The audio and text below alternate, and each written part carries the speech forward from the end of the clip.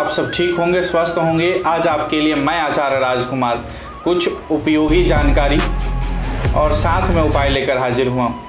आज हम बात करेंगे इस वीडियो के माध्यम से वरुथनी एकादशी 2023 के बारे में।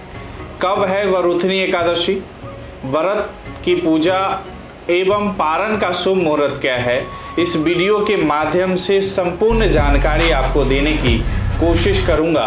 तो आप वीडियो को बिना स्किप किए हुए ध्यान पूर्वक इसे देखें। सनातन धर्म के अनुसार एकादशी की तिथि बहुत ही शुभ मानी जाती। जो भी एकादशी के दिन विधि विधान से भगवान विष्णु की आराधना करता है उनकी सभी मनोकामनाएं पूर्ण होती। एकादशी पर व्रत रखने का भी विधान है। हर महीने में एकादशी तिथि 2 बार पड़ती है। ऐसे में अप्रैल में पड़ने वाली दूसरी एकादशी यानी कि वरुथनी एकादशी 16 अप्रैल 2023 को पड़ेगी। मान्यता है कि इस दिन जो भी भक्त व्रत रखते हैं उन्हें मोक्ष की प्राप्ति होती। वैशाख माह के कृष्ण पक्ष की एकादशी को वरुथनी एकादशी कहा जाता है। इस दिन किया गया दान दक्षिणा भी बहुत शुभ फल प्रदान करता है। पौराणिक कथाओं के अनुसार इस एकादशी पर जो व्रत रखते हैं और जरूरतमंद लोगों को दान दक्षिणा देते हैं उनके सभी पाप धुल जाते हैं। इस एकादशी में मिलने वाला आशीर्वाद अन्नदान और कन्यादान के समान माना जाता है। आइए अब जानते हैं इस वीडियो के माध्यम से व्रत का शुभ मुहूर्त, पूजन विधि और महत्व के बारे में। वरुथनी एकादशी का शुभ मुहूर्त पंचांग के अनुसार इस साल वरुथनी एकादशी 16 अप्रैल 2023 रविवार को पड़ेगा।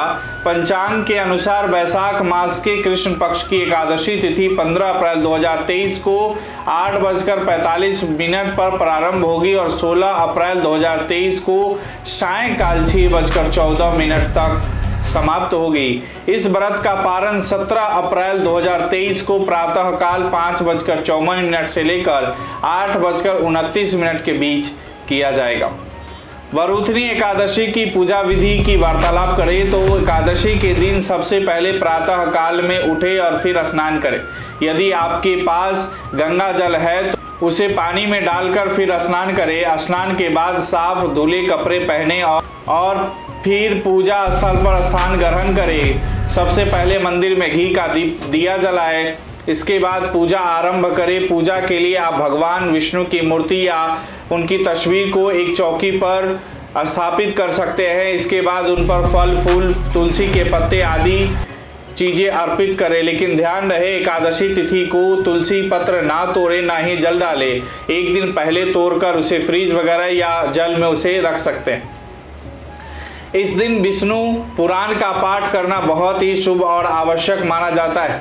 अंत में विष्णु जी की आरती करें और उन्हें भोग लगाए। वरुथनी एकादशी व्रत की कथा विस्तार से सुने। इस एकादशी की कथा के अनुसार प्राचीन काल में नर्मदा नदी के तट पर मनदांता नामक राजा राज्य करता था। वह अत्यंत दानशील तथा तपस्वी था। एक दिन जब वह जंगल में तपस्या कर रहा था तभी न जाने कहां से एक जंगली भालू आया और राजा का पैर चबाने लगा। राजा पूर्वत अपनी तपस्या में लीन रहा। कुछ देर बाद पैर चबाते चबाते भालू राजा को घसीट पास के जंगल में ले गया। राजा बहुत घबराया मगर तापस धर्म अनुकूल उसने क्रोध और हिंसा न करके भगवान विष्णु से प्रार्थना की।